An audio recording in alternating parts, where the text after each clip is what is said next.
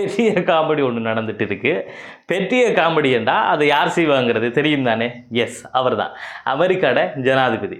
ரீசெண்டாக 8 லேடிஸ் இருக்கிற ஒரு ஃபோட்டோவை போட்டு இவங்க ஈரானுக்கு எதிராக ப்ரொட்டஸ்ட் பண்ணினதால ஈரான் இவங்களை கைது பண்ணி மரண தண்டனை கொடுக்க போகிறாங்க அப்படின்னு சொல்லி போஸ்ட் ஒன்றை போட்டுட்டு, ஈரான் இந்த 8 பெண்களுக்கு தூக்கு தண்டனை கொடுக்கறதை நிறுத்தணும், நீங்கள் அந்த மரண தண்டனையை கொடுக்கக்கூடாதுன்னு சொல்லி அமெரிக்காட ஜனாதிபதிங்கிற முறையில் நான் அதை கேட்கணுன்னு ஒரு போஸ்ட்டை போட்டுட்டாரு டொனால்ட் ட்ரம்ப். அதுக்கு பிறகு திரும்ப ஒரு போஸ்ட்டை போட்டிருந்தாரு. அதில் வெரி குட் நியூஸ், நான் சொன்னதால ஈரான் இன்றைக்கு இரவு தூக்குல போடுறதுக்கு இருந்த இந்த 8 கேர்ள்ஸையும் ஈரான் தூக்குல போடலை. அதில் 4 பேருக்கு உடனே ரிலீஸ் கொடுத்துருக்காங்க. மற்ற 4 பேரையும் ஒரு மாதம் ஜெயிலில் வச்சுட்டு அதுக்கு பிறகு ரிலீஸ் பண்ணாங்களாம். இந்த விஷயத்துக்கு காது கொடுத்து நான் சொன்னதை கேட்டுக்கிட்டதுக்கு ஈரானுக்கு நன்றி என்ற ஒரு போஸ்ட்டை போட்டுட்டாரு. அப்போ இந்த சர்வதேச மீடியா எல்லாம் ட்ரம்ப் சொன்ன உடனே ஈரான் கேட்டிருக்கேன்டா, அப்போ ஈரான் தோத்து போயிட்டாங்களா அப்படின்னு நினச்சிக்கிட்டு ஈரானுக்கிட்ட போய் என்ன நீங்கள் ட்ரம்ப் சொன்னதை எல்லாம் செய்திக்கலாம், அப்போ நீங்கள் தோத்து போயிட்டீங்களான்னு கேட்கையும் அவங்க என்ன சொல்லியிருக்காங்கண்டா, அப்படி ஒரு 8 கேர்ள்ஸ் யாருமே இல்லை, நாங்கள் யாருக்கும் மரண தண்டனை கொடுக்க போகிறதும் இல்லை, அது ஏஐயில் கிரியேட் பண்ண இமேஜ், அந்த ஏஐ இமேஜை ட்ரம்ப் போஸ்ட்டாக போட்டு பொய் பிரச்சாரம் பண்ணிக்கிட்டு தெரிகிறாரு. அவருக்கு வேற நேம் பிரச்சனை இருக்கோ தெரியா, கொஞ்சம் அதை செக் பண்ணி பார்க்கணும் அப்படின்னு சொல்லியிருக்காங்க.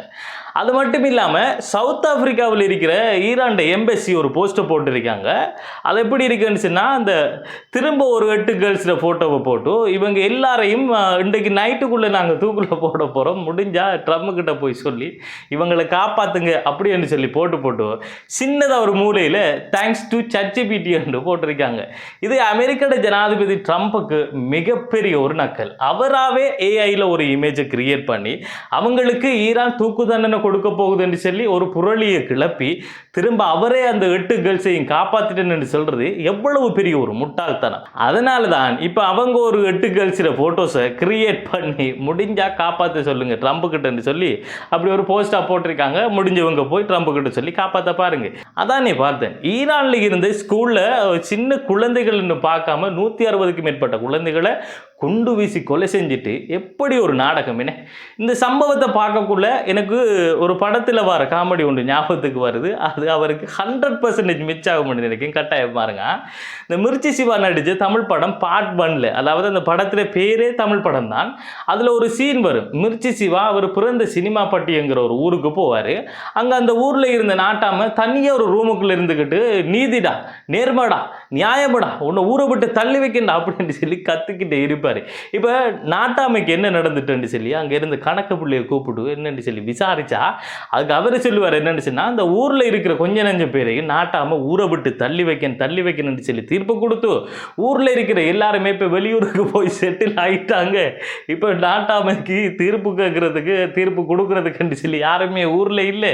இப்போ ஆடின காலம் பாடின வாய் சும்மா இருக்குமாங்கிற மாதிரி நாட்டாமைக்கு பைத்தியம் பிடிச்சி சும்மா பஞ்சாயத்து நடக்கிற மாதிரி கற்பனை பண்ணிக்கிட்டு தீர்ப்பு கொடுத்துக்கிட்டு இருக்காரு. பாவம், ஒரு காலத்தில் எப்படி இந்த மனுஷன் இப்போ எப்படி பைத்தியமாக சுற்றிக்கிட்டு திட்டாருன்னு சொல்லி கணக்கு புள்ள ஒரு விளக்கம் கொண்டு கொடுப்பாரு. இப்போ அதே நிலைமை தான் நம்மளோட ட்ரம்புக்கு.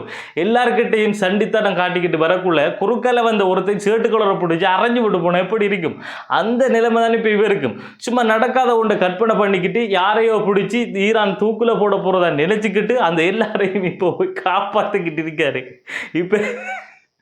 இப்போ இதில் இருக்கிற ட்விஸ்டர்ண்டா, இப்படி ஒரு கோளாறு பிடிச்ச ஆளில் கையில் அணுகுண்டு இருக்கிறது தான் மிகப்பெரிய பயங்கரம். இதெல்லாம் எங்கே போய் முடிய போகுதுங்கிறது தெரியா. மேலும் இது போன்ற சுவாரஸ்யமான தகவல்களை தொகுத்து உடனுக்குடன் நான் வழங்குவதற்கு தயாராக இருக்கிறதால என்னுடைய இந்த ஹசன் கேலரி, அதாவது என்னுடைய இந்த முயற்சிக்கு நீங்கள் ஆதரவு தெரிவிக்க விரும்பினால் ஹசன் கேலரி எனப்படுகின்ற யூடியூப் தளத்திற்கு சென்று அதனை சப்ஸ்கிரைப் பண்ணுவது மூலம் கூடிய முழு ஆதரவையும் எனக்கு வழங்க முடியும் என்பதை கூறிக்கொண்டு, மேலும் இது போன்ற சுவாரஸ்யமான அடுத்த காணொலியில் நான் வந்து உங்களை சந்திக்கும் வரை இந்த காணொலியிலிருந்து விடைபெறுவது அப்துல் லத்தீப் ஹசன் நிஸ்ஃபி.